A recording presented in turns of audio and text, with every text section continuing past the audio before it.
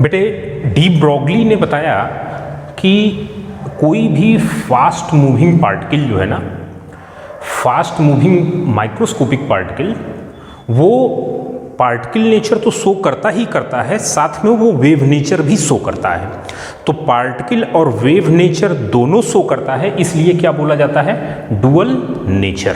जैसे आप जानते हो लाइट को जब हम स्टडी करते हैं तो वहाँ पे मैंने डिस्कस किया था कि लाइट के दो फॉर्म होते हैं। एक हम उसका पार्टिकल नेचर स्टडी करते हैं जब हम फोटॉन या क्वांटम की बात करते हैं और फोटॉन की बात करते हैं, और जब हम उसके वेव नेचर की बात करते हैं जैसे इंटरफेरेंस हो गया, इन सब चीज़ों की स्टडी करते हैं तो फिर हम वहाँ इंटरफेरेंस की बात करते हैं।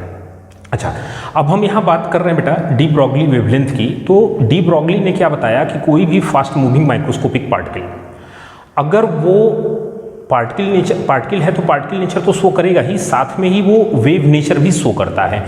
तो किसी भी फास्ट मूविंग पार्टिकल के वेव नेचर से एसोसिएटेड जो वेवलेंथ है उसे कैसे कैलकुलेट करेंगे, ये हमें इस टॉपिक में देखना है। सबसे पहली चीज़, अगर थ्योरेटिकल पार्ट में हम बात करें तो डी ब्रॉगली का जो वेव मैकेनिकल मॉडल है, इसके अकॉर्डिंग क्या था कि fast moving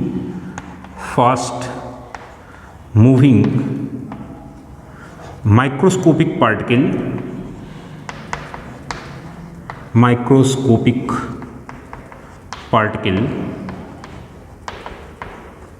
shows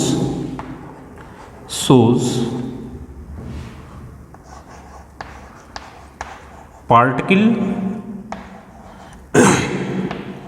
as well as wave nature, right. अब यहां पर बेटा देखो क्या है कि जो हमारा माइक्रोस्कोपिक पार्टिकल है, अगर वो फास्ट मूव कर रहा है तो वो पार्टिकल नेचर भी शो कर रहा है और वेव नेचर भी शो कर रहा है। अच्छा, अगर वो वेव नेचर शो कर रहा है तो उसके वेव से रिलेटेड उसकी कुछ वेवलेंथ होगी, उसी वेवलेंथ को बेटा हम क्या बोलते हैं, डी ब्रॉगली वेवलेंथ। ठीक है, उसे कैसे कैलकुलेट करेंगे बच्चे? देखो, एक आपने इक्वेशन पढ़ रखा है, E इज इक्वल टू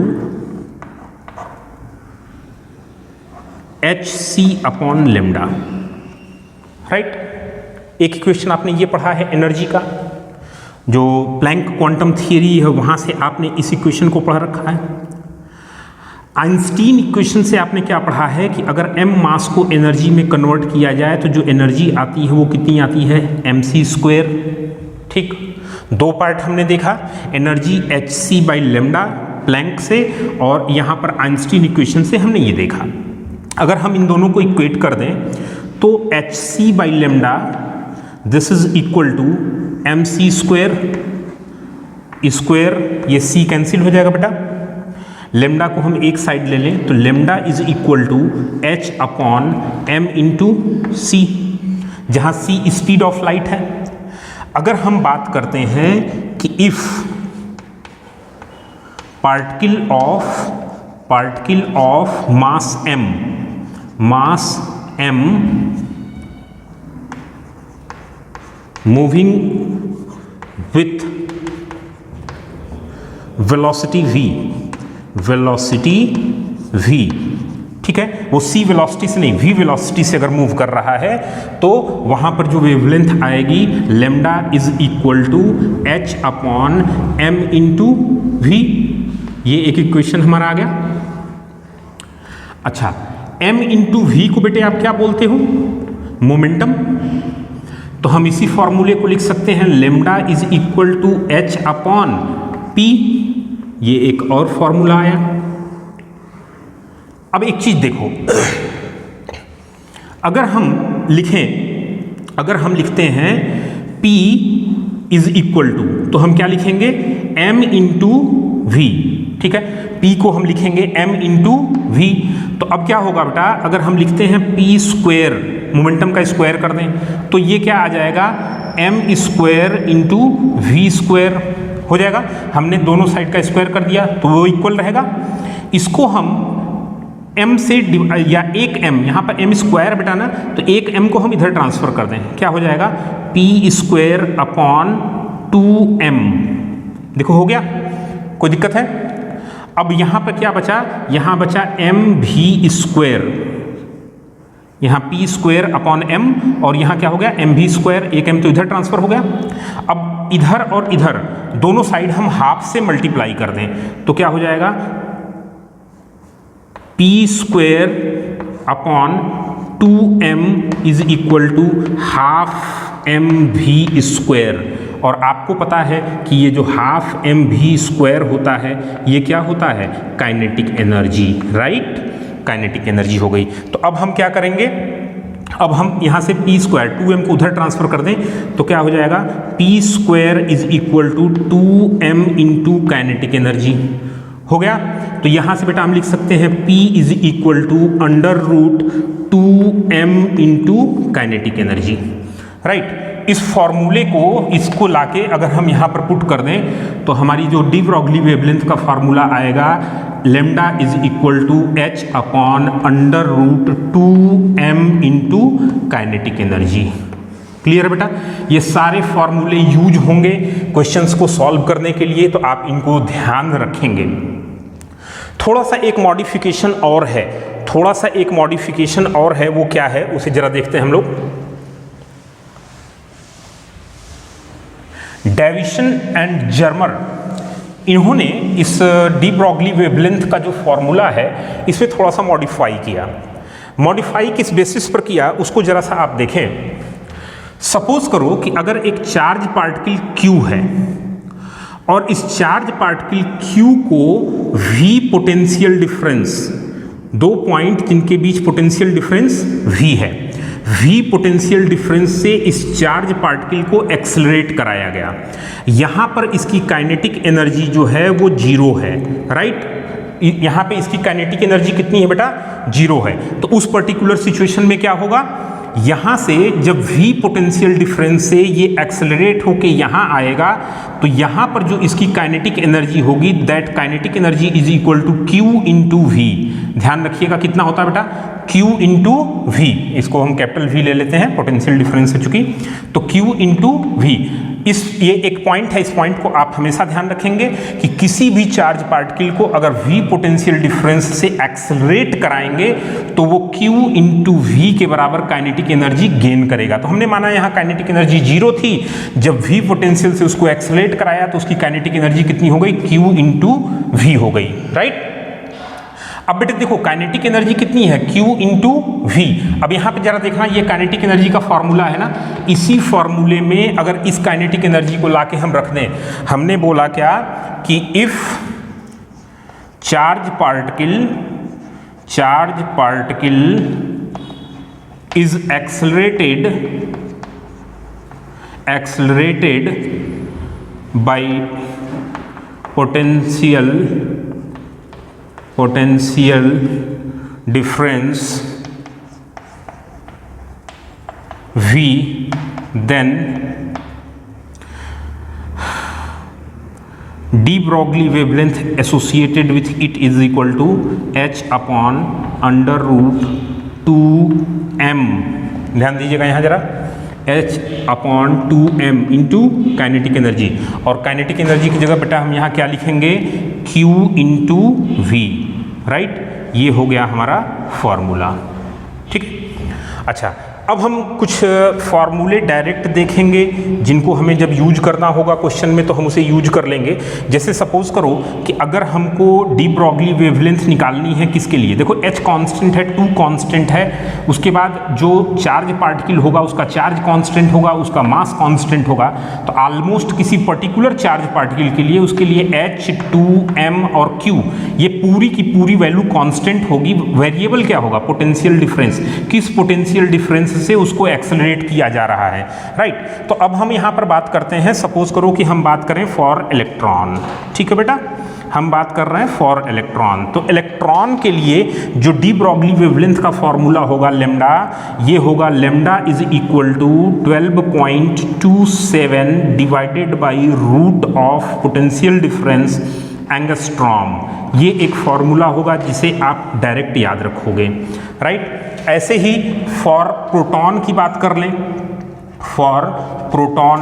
अगर आप प्रोटॉन की बात करते हो तो कैलकुलेशन हम यहीं से सब करेंगे। यहाँ पे मास ऑफ प्रोटॉन रखेंगे, चार्ज ऑफ प्रोटॉन इलेक्ट्रॉन के इक्वल होता है, पोटेंशियल डिफरेंस आएगा, सारी वैल्यू रख के हम सॉल्व करेंगे। तो प्रोटॉन के लिए de Broglie wavelength lambda is equal to आएगा 0.286 अंडर रूट पोटेंशियल डिफरेंस। ये प्रोटॉन के लिए बेटा हो गया, ठीक। ऐसे ही अगर हम अल्फा पार्टिकल के लिए कैलकुलेट करते हैं, फॉर अल्फा पार्टिकल, तो अल्फा पार्टिकल के लिए जो डी ब्रॉगली वेवलेंथ आएगा, that de Broglie wavelength is equal to 0.101 root V angstrom, right. ये अल्फा पार्टिकल के लिए है। तो आपको ये सारी चीज़ें याद रखनी है। देखिए, ये तो किसी चार्ज पार्टिकल को जब वी पोटेंशियल डिफरेंस से एक्सेलरेट कराया जा रहा है तो उसके लिए क्या डी ब्रॉगली वेवलेंथ, उसके जो मोशन से डी ब्रॉगली वेवलेंथ एसोसिएटेड होगा वो कितना होगा, आपने इस चीज़ को यहाँ पर कैलकुलेट किया, ठीक है। थोड़ा सा इसमें एक चीज़ और हम देखते हैं। सपोज करो कि अगर कोई चार्ज पार्टिकल ना हो, ठीक है, हम इसको बेटा मिटा लेते हैं, क्वेश्चन जब करेंगे तो फिर से फार्मूले लिख लेंगे। सपोज करो कोई चार्ज पार्टिकल ना हो, ठीक। जैसे मान लीजिए कोई गैसियस मॉलिक्यूल है और वो गैसियस मॉलिक्यूल मूव कर रहा है, तो उस गैसियस मॉलिक्यूल के मोशन से रिलेटेड जो वेवलेंथ एसोसिएटेड होगी वो कितनी होगी, जरा उसको आप देखो। सपोज करो गैसियस मॉलिक्यूल का जो मास है वो m है, right. Mass of the gaseous molecule कितना है बेटा, m है।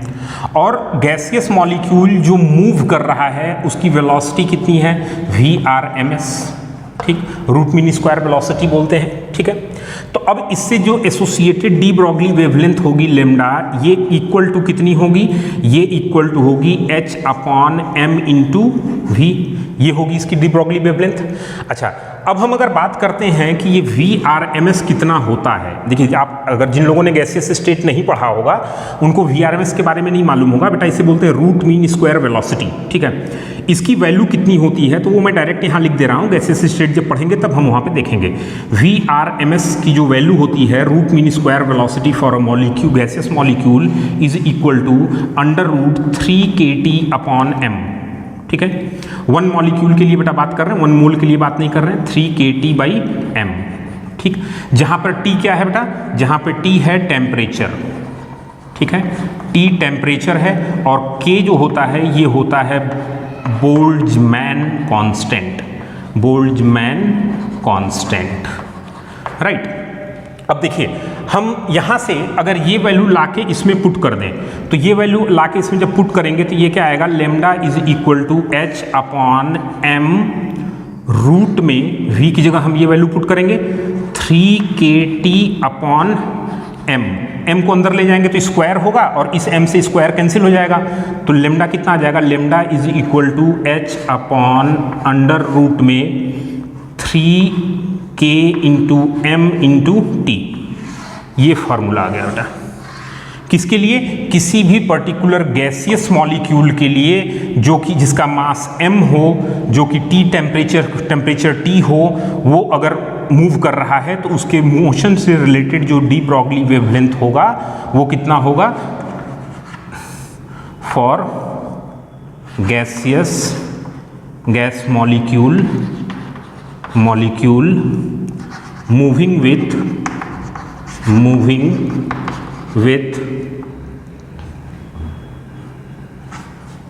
Moving at temperature T temperature पर मूव कर रहा है and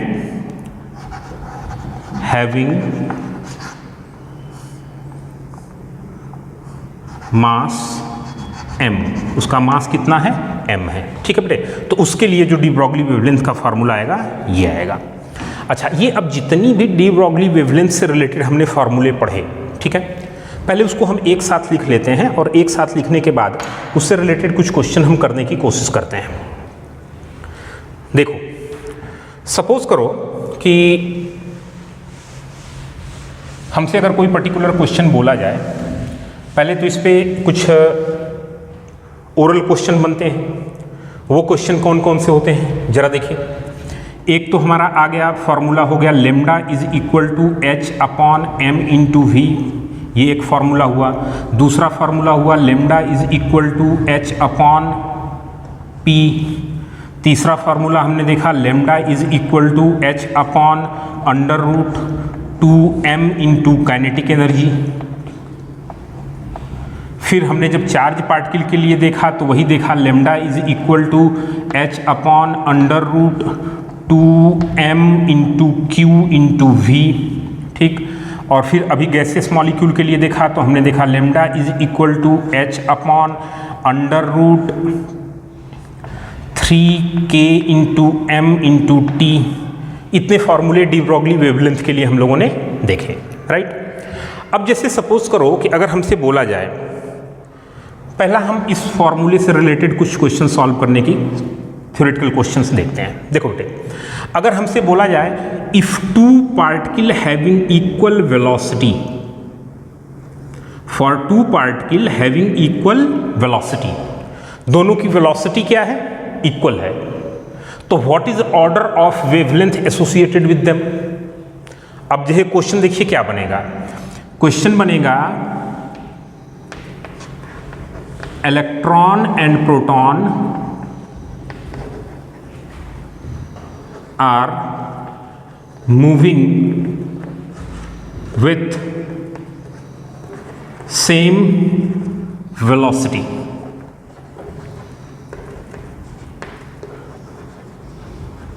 What is order of de Broglie wavelength associated with them? ठीक है बेटे, आप देखो सेम वेलोसिटी से मूव कर रहे हैं ना, तो v की वैल्यू तो सब में सेम हो गई। जिसका मास ज्यादा होगा उसकी वेवलेंथ क्या होगी, कम होगी। सिंपल है, h तो कांस्टेंट है, वेलोसिटी सेम है, तो जिसका मास ज्यादा होगा, चूंकि ये नीचे है तो जिसका मास ज्यादा होगा उसकी वेवलेंथ क्या होगी, कम होगी। तो हम सपोज कर लें कि मास ऑफ इलेक्ट्रॉन और मास ऑफ प्रोटॉन, ठीक है बेटा, तो मास ऑफ इलेक्ट्रॉन जो होता है वो कम होता है और मास ऑफ प्रोटॉन क्या होता है, ज्यादा होता है, ये आप जानते हो। तो अब यहां पर अगर हम बात करें कि इलेक्ट्रॉन का मास कम है, तो इससे रिलेटेड जो डी ब्रॉगली वेवलेंथ होगी, अगर लेमडा ई हम बोल दें तो लेमडा ई की वैल्यू जो होगी वो लेमडा पी के कंपैरिजन में क्या होगी, D Broglie wavelength associated with the motion of the proton, उससे इसकी डी ब्रॉगली वेवलेंथ ज्यादा होगी। अगर एग्जैक्ट वेलोसिटी दे रखा है तो lambda is equal to H upon M into V, mass of electron रखिए और वेलोसिटी रखिए, एग्जैक्ट वैल्यू भी हम कैलकुलेट कर सकते हैं, तो वो न्यूमेरिकल पार्ट में आ जाएगा। अब सपोज करो कि हम इसी क्वेश्चन की बात करते हैं, इलेक्ट्रॉन और प्रोटॉन की ही बात करते हैं, कितने तरीके से इस क्वेश्चन को चेंज करके हमसे पूछा जा सकता है। जैसे सपोज करिए, अब इसी को हमसे क्वेश्चन को कैसे पूछा जा रहा है, हमसे पूछा जा रहा है कि electron and proton both are moving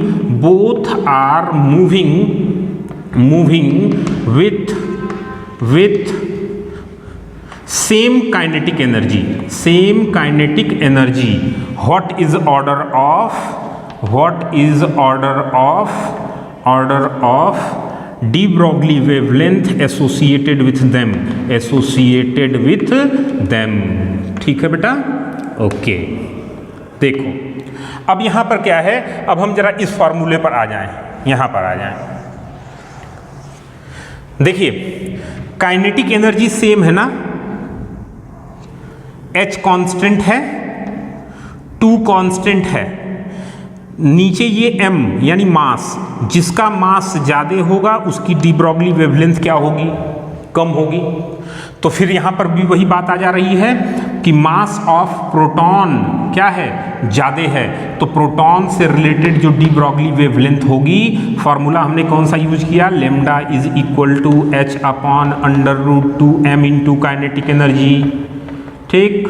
अब जिस काइनेटिक एनर्जी तो सेम हो गई, जिसका मास ज़्यादा होगा उसकी डी ब्रॉगली वेवलेंथ कम होगी। मास ज़्यादा किसका है, प्रोटॉन का, तो हम क्या लिखेंगे, lambda electron greater than lambda proton.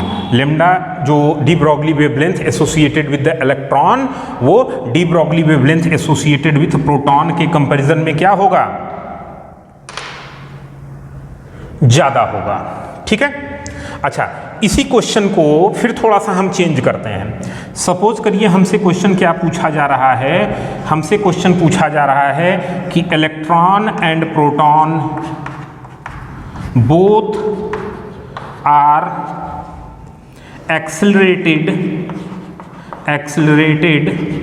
with same potential difference,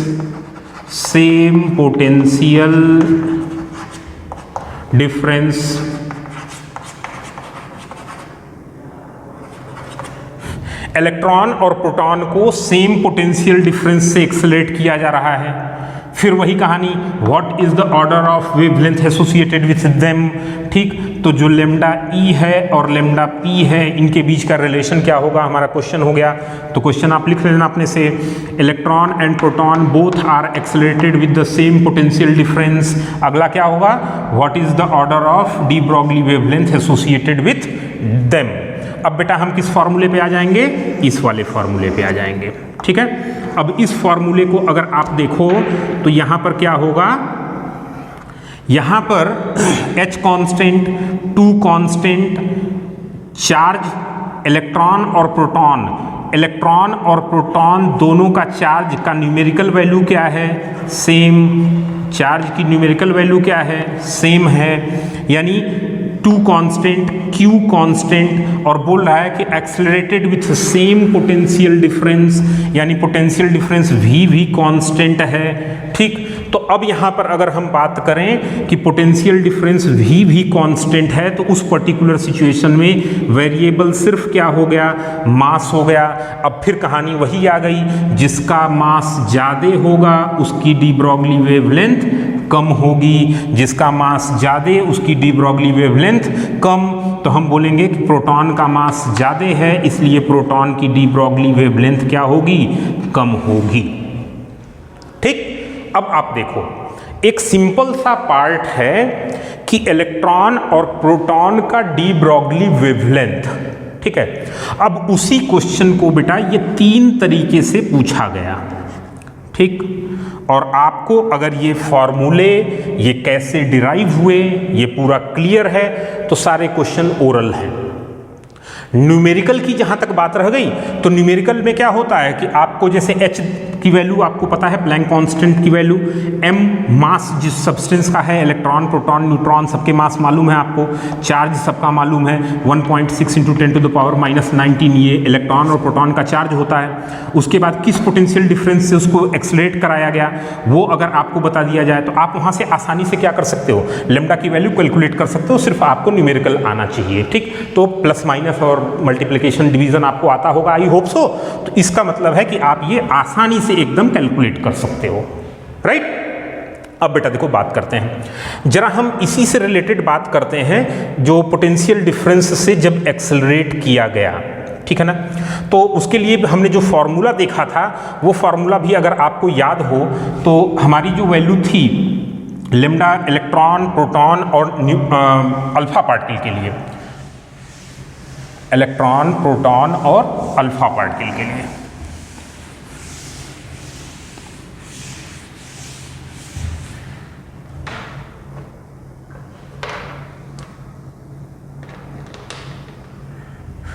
देखो बेटे, हमने इलेक्ट्रॉन के लिए डी ब्रॉगली वेवलेंथ का जो फॉर्मूला पढ़ा था, lambda is equal to 12.27 divided by root of v। ठीक है। और ये इलेक्ट्रॉन के लिए था। लेमडा प्रोटॉन के लिए क्या था, 0.286 अपॉन रूट ऑफ v। और लेमडा अल्फा पार्टिकल के लिए क्या था, 0.101 अपॉन रूट v। ध्यान दो बेटा, अगर जैसे हमसे बोला जाए electron proton and alpha particle, electron proton and alpha particle both are accelerated with same potential difference. ठीक, तो v की वैल्यू तो सबके लिए क्या हो गई, सेम। और अगर v की वैल्यू सबके लिए सेम हो गई तो देखो ऊपर की वैल्यू जिसकी ज़्यादा होगी उसके लिए वेवलेंथ क्या होगी, ज़्यादा होगी। इसके बाद इसकी वैल्यू ज़्यादा है तो पहले इसकी वेवलेंथ, फिर इसकी वेवलेंथ और फिर इसकी वेवलेंथ। तो हम बोलेंगे कि if electron, proton and alpha particle are accelerated with same potential difference,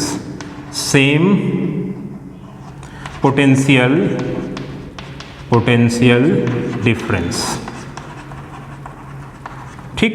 तो wavelength, D Broglie wavelength associated with them, electron का ज़्यादा होगा, प्रोटॉन का उससे कम होगा और अल्फा पार्टिकल का सबसे कम होगा, right.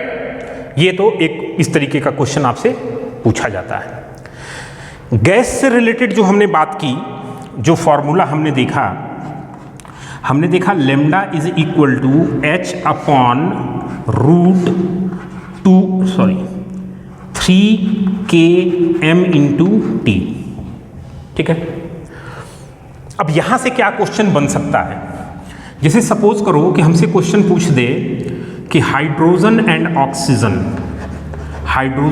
Oxygen are kept at same temperature, ठीक। What is order of wavelength associated with their motion, ठीक है बेटा। चलो बात करते हैं जरा। फॉर्मूला हमारा क्या है, lambda is equal to h upon 3km into T. h क्या है बेटे, कांस्टेंट, 3 क्या है, कांस्टेंट, k क्या है, बोल्ट्जमैन कांस्टेंट।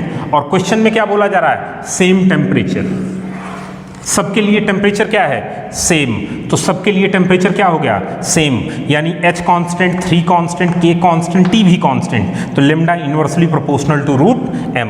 तो उस पर्टिकुलर सिचुएशन में क्या आ जाएगा, lambda inversely proportional to root m, यानी जिसका मास ज़्यादा होगा उसका मास मतलब क्या है, मॉलिक्यूलर मास या एटॉमिक मास, जिसका मास ज़्यादा होगा उसकी वेवलेंथ क्या होगी, कम होगी, ठीक। तो यहाँ पर हम देखेंगे कि जो मास, मॉलिक्यूलर मास ऑफ हाइड्रोजन है ये कम होता है और मॉलिक्यूलर मास ऑफ ऑक्सीजन जो है वो क्या है, ज़्यादा। तो जिसका मास ज़्यादा उसकी वेवलेंथ कम। तो lambda associated with the motion of hydrogen is more in comparison of lambda associated with the,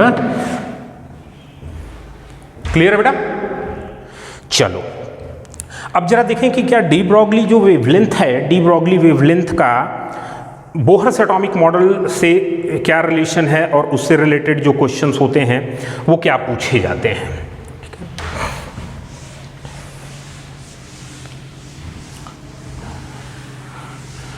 1994 में जो है IIT में क्वेश्चन पूछा गया था, उस क्वेश्चंस को ही हम लेके चलते हैं।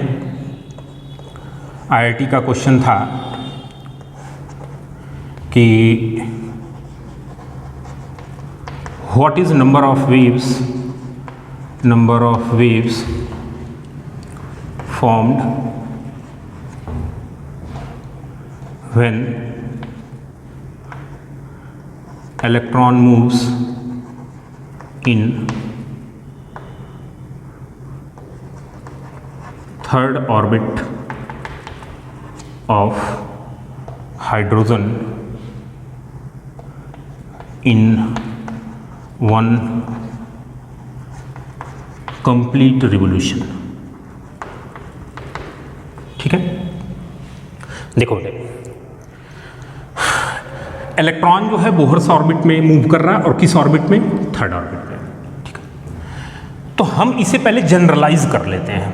ठीक है, लेट अस सपोज कि इलेक्ट्रॉन किस ऑर्बिट में मूव कर रहा है, पहले जनरलाइज करके हम डिराइव कर लेते हैं, फिर इसका आंसर हम निकाल लेंगे। ठीक है,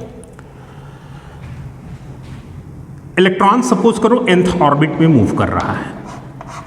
ठीक है, तो तो अगर इलेक्ट्रॉन nth ऑर्बिट में मूव कर रहा है तो इससे रिलेटेड जो मोमेंटम होगा, एंगुलर मोमेंटम होगा, वो होगा m into V is equal to NH upon 2 pi. ये बेटे बोहर्स एटॉमिक मॉडल में हम लोगों ने पढ़ा है। और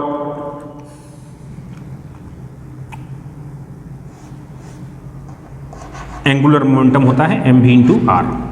ठीक है, इसके बाद अभी हमने डी ब्रॉगली वेवलेंथ में पढ़ा कि wavelength associated with the motion of electron lambda is equal to h upon m into we.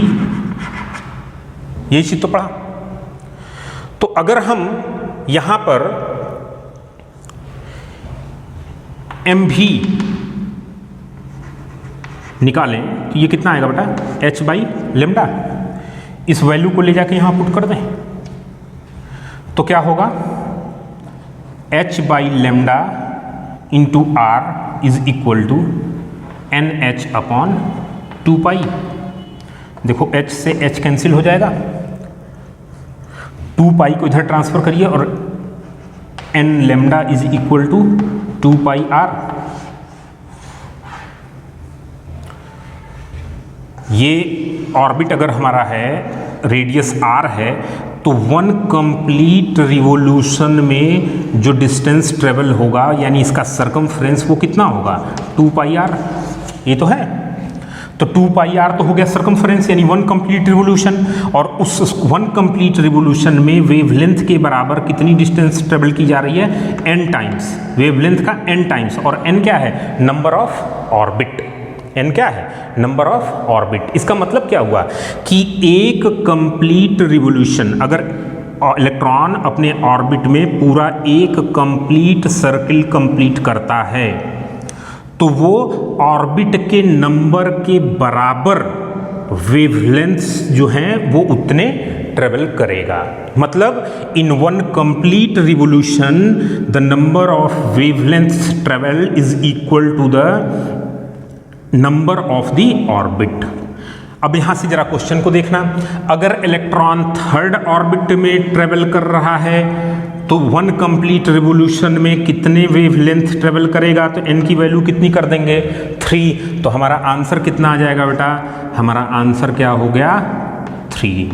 मतलब आप ध्यान रखेंगे कि in 1 complete revolution in the Bohr orbit electron in 1 complete revolution form n wavelengths या travel distance equal to the n times of it wavelength associated with the motion of electron, right.